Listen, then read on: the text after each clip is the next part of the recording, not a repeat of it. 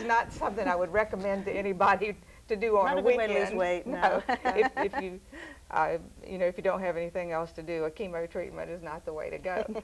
But just by saying chemo sucks, that's finding some of your sense of humor and a way to deal with it. If you had something that you could say to other women to help them as they're just starting out this process, what would you tell them, Kathy? Well, I would say don't put off your mammograms. You have a chance with early detection, and you always have control.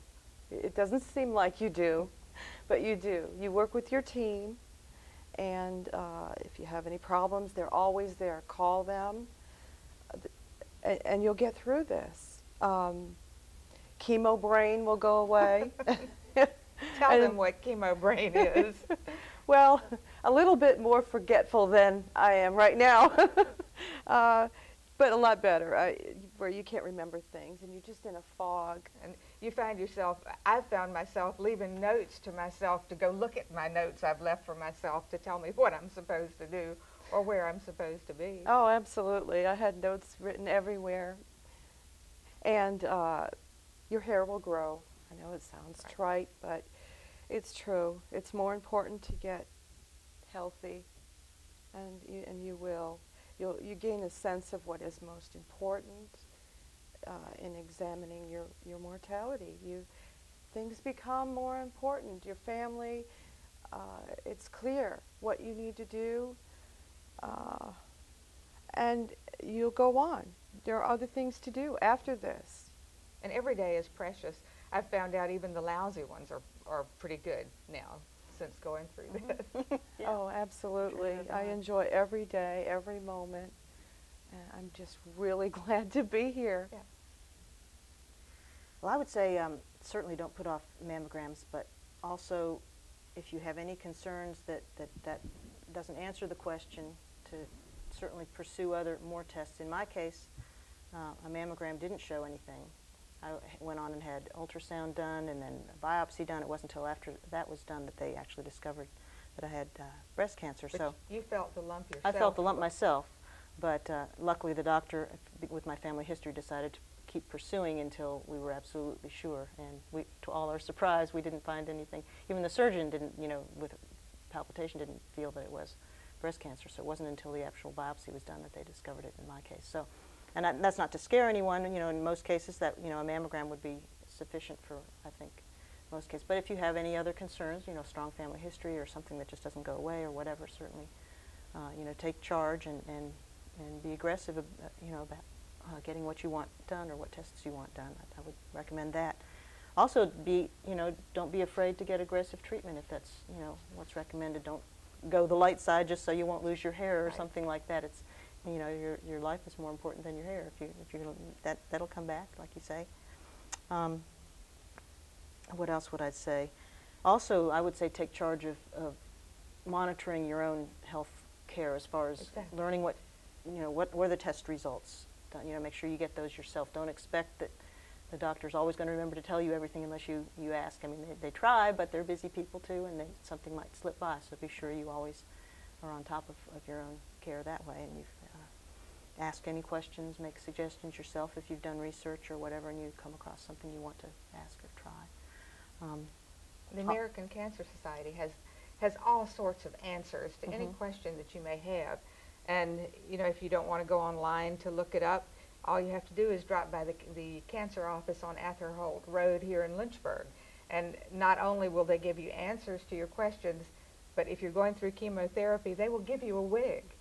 And I think that's so helpful for women who are low income and they're fighting going through this disease, and how am I going to look like myself? And it's so important to have your sense of self.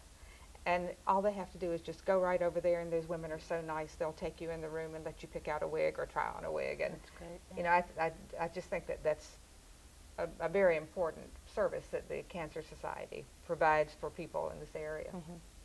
I'd also mention, just as an aside, that men can actually get breast cancer too, so it's something to just, it's very rare, but it does happen. It happened in one of my distant relatives. So it does occasionally happen. So got to watch out for that too. Yeah. I mean, everybody has to. Mm-hmm. I'm trying to think of any pertinent stuff that we have left out, and I just think that one of the things I wanted to point out is that there's such a tremendous bond that you find between women. You know, I think women are portrayed as being snipey at each other and on television, on these reality shows and that kind of thing. But women are not like that. You face a crisis, and women, whether they've been through the breast cancer experience or not, they will come and help you.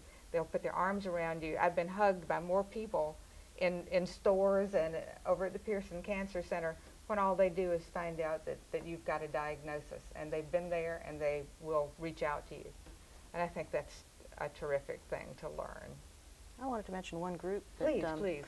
that's fairly new group. I think it's just formed in the last couple of years. It's called Breast Friends, and it's a support group. Especially, it was formed for women, younger women that get diagnosed with breast cancer, because it's more common in middle-aged or older women. But anyone is welcome to come to the group. They love to have anybody show up. They meet on second Tuesdays at 7 p.m. in the Alan B. Pearson Cancer Center in the conference room there. And sometimes they just have an open discussion. Sometimes they have guest speakers. But that's a really good group to get connected with if you're just starting out, especially if you've just been diagnosed with breast cancer. It's almost time for us to wrap this up, and I think we could talk about it for a long time.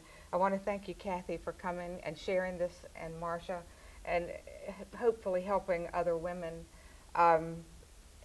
If you have any comments about this show, anything we've talked about, or any suggestions for Lynchburg Live, we do have an email set up. It's lynchburglivenow@aol.com, and we'd love to hear from you. And if you have any suggestions for future shows, that would be great too.